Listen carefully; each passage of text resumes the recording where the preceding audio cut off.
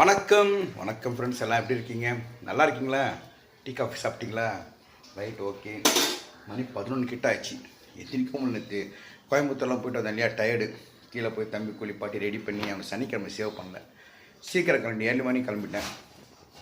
So இப்போ தான் வந்து அவனை சேவ் பண்ணி குளிப்பாட்டி வீடு உட்கார வச்சு டீ தட்டு வந்தேன். ரைட், நீங்களாம் சாப்பிட்டீங்களா? நான் போன கோயம்புத்தூர், அப்புறம் வந்து அங்கே இருக்கிற கோயில் லட்சுமி நரசிம்ம சுவாமி கோயில், நம்ம குருந்தாச்சலம் பிரதர் மல்லிகா சிஸ்டர் கூப்பிட்டு போனாங்க. சூப்பராக இருந்துச்சு. ஒரு கிராமத்தில் ஒரு கோயில். அதே மாதிரி ரொம்ப நாள் ஆசை எனக்கு, ஒரு கிராமத்தில் இருக்கிற வீட்டில் தங்கணுன்ட்டு. நம்ம குருந்தாச்சலம் மல்லிகா சிஸ்டர் வீடு வந்து அங்கே வந்து புஞ்சை புளியம்பட்டி, அங்கே ஒரு ஊர். நான் கிராமம் நினச்சேன், அது கிராமம் மாதிரி இல்லைங்க. நிறைய கடைங்க, கடை வீதி நிறைய இருந்துச்சு. ஆனால் ஒரு அமைதியான ஒரு இடத்துல ஒரு நாள் நைட்டு தூங்கலாம் அவங்க வீட்டில்.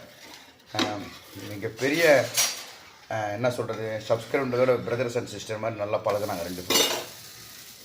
அங்கே இருந்துட்டு கொஞ்சம் சாப்பாடுலாம் நம்ம இதில் சாப்பாடு சாப்பிட்டு பழக்கம் வச்சு. அவங்க வீட்டை சாப்பாடு கொஞ்சம் வித்தியாசமாக இருந்துச்சு. ரசம்லாம் வேறு மாதிரி இருந்துச்சு. தூங்குனது, இடம் எந்திரிச்ச உடனே வெளியே வந்து பார்த்து செம்மையாக இருந்துச்சு. ஒரு ஃபீல் நல்லா இருந்துச்சு.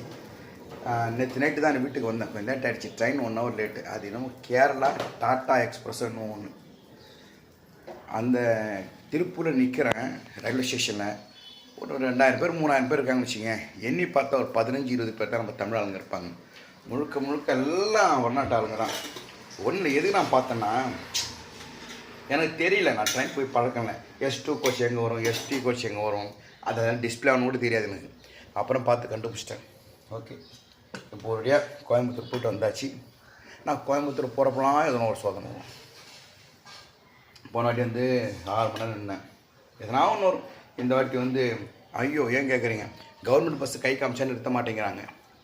கோயம்புத்தூர் மாதம்பட்டி ரோட்டில் இருக்கிற கல்யாண சத்திர லோட்டஸ் திருமண மாளிகை இதுக்கே ஒரு பஸ் ஸ்டாண்ட் இருக்குது. கொஞ்சம் தள்ளி கவர்மெண்ட் பஸ் 2-3 பஸ்ஸு கை காமிக்கிற. நைட்டு 8 மணி மழை பெய்யுது, ஊற்றுது.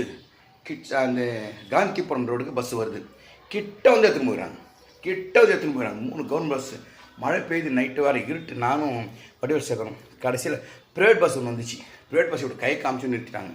அந்த ப்ரைவேட் பஸ் வந்து காந்திபுரம் போலங்க, உக்கடத்துக்கு போதுன்னாங்க. சரி, உக்கடத்துலேருந்து காந்திபுரம் சொன்னால் உக்கடை ஏறி இறங்கிட்டேன்.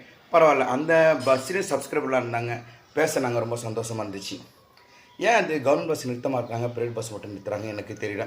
ஃபஸ்ட் டைம் இந்த அனுபவப்பட்டேன் நான். உங்களுக்கு அந்த அனுபவம் இருக்கா? ப்ரைவேட் பஸ்ஸை திட்டுறோம், ஆனால் அந்த ஆபத்தான நேரத்தில் மழை பெய்து இருட்டில் நிறுத்தினாங்க. ஆனால் கவர்மெண்ட் பஸ் நிற்கவே இல்லை. ஏன், எதுக்கு தெரிஞ்சால் சொல்லுங்கள். செம்ம காண்டாயிடுச்சு எனக்கு. மழை வேறு, அதுதான் எனக்கு தெரியாத இடம் வேறு.